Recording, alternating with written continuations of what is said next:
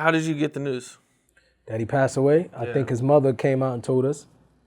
She had a meeting, if I'm not mistaken, that she was going to allow them to. I guess he died and they kept trying to bring him back to life. I want to clarify this because I think in one of the other interviews, it seemed like I said his mother pulled the plug while he still had life left. So people kept saying in interview, I was reading comments, and because people crazy, you know that, right? You got some crazy Pac fans that they was mad at his mother, like, oh, she took his life. Like these crazy people, I think they misunderstood me.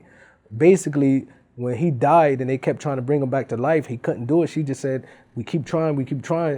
It's nothing we can do. Okay, give up, like pull the plug. Because I think he died like 3 times. And the doctor to the point was like, it seemed like it's nothing going to happen. So she agreed to pull the plug after trying to save him. You know what I mean? So I just want to clarify that his mother didn't, pull the plug while he still had life left. It seemed like he was going out, he was dying.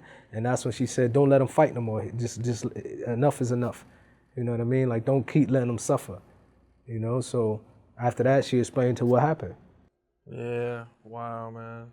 Yeah, it was sad, of course, because no one expected it. No one expected. He got shot before we thought he was going to survive, and to hear that he's not making it, that he passed away, I think it was shocking to all of us. Oh man, I've seen that. Even if he would have lived, he wouldn't have been the same. They removed his lung. You know what I mean? Even his mother said, she's like, I know my son is a very prideful person. He might not have been able to rap again. He loved music. I think they removed a finger, a lung. She's like, I know he wouldn't want, with this guy, his mindset to be living like that, she said it would have been difficult for him because he's very prideful. You know what I mean? Yeah. Mm-hmm. His voice? His voice would have never been the same. You take away a lung, he wouldn't have been the same. You know what I mean? Definitely. Yeah. How did you guys take it? When he passed away? It was hurtful. It was just like, it was a shock. Like I was numb. Of course, back then, the way we cover our pain is through intoxication. You know what I mean? Like that's how we just covered it up and try to hide it just by doing whatever we could do to forget about it. But it definitely was hurtful. Because one day you seeing a guy, you living with him and he's smiling, then next thing you know, because we went back to his house in Calabasas.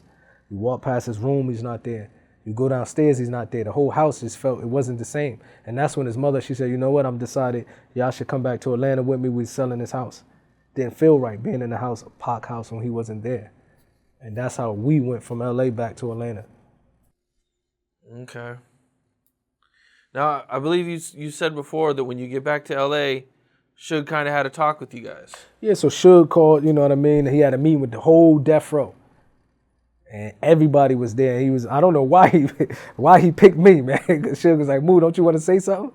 And I'm still mad at Snoop from a week ago in Vegas. And I was like, yeah, Snoop, man, Pac was mad at you, what you did, you got on the radio. I just wanted him to feel how Pac felt, you know what I mean? And Pac, they didn't really get to talk. And, Snoop was like, yeah, I'm like Martin Luther King, Pac more like Malcolm X, and this and this and that, and that was it. And I remember Suge coming after me after, like, never let nobody know how you feel. But I'm like, why you pick me, bro? Because I was going to talk my mind. Like, you should have picked me, man.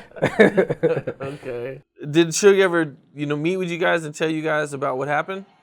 Nah, Suge, yeah, he did. You know what I mean? Matter of fact, Suge, while we was in Vegas, we went on, after Pac died, we had a meeting with Suge. He took us on one top level of the hotel. I don't know what room we went in. I just remember it was a conventional room or somewhere. We went in the back and he lifted up his shirt. He showed us he had stitches in his head.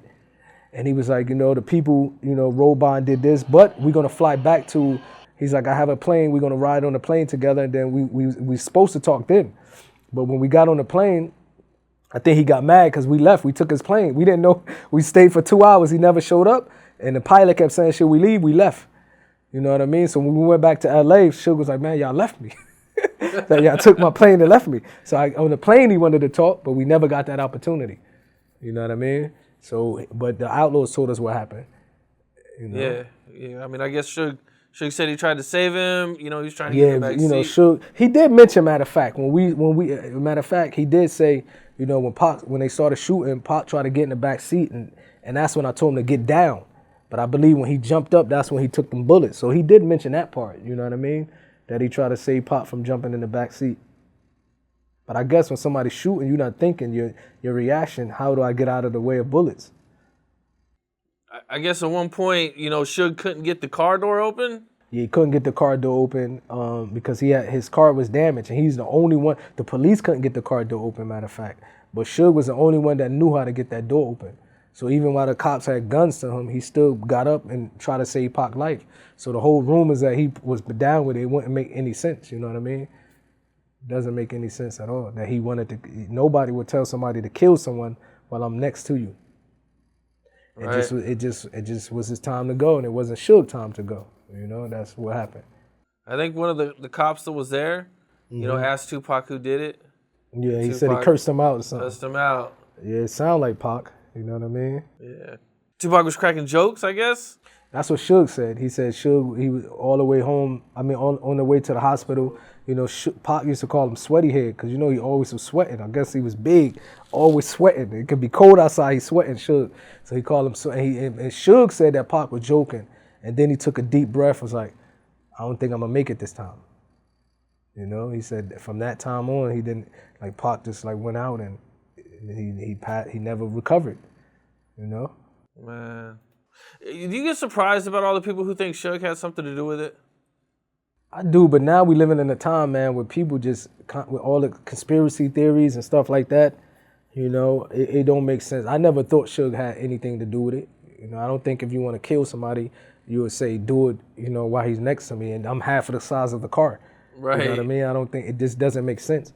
You know what I mean? I even seen a video where they did a reenactment, and they got a sharpshooter. Like they got a sharpshooter where they took the same type of car, and they shot it up. And the guy said even if a sharpshooter would have done it, there's no way he could have protect Suge. Like, he was a sharpshooter for U.S. Army something that did it, and they did a reenactment.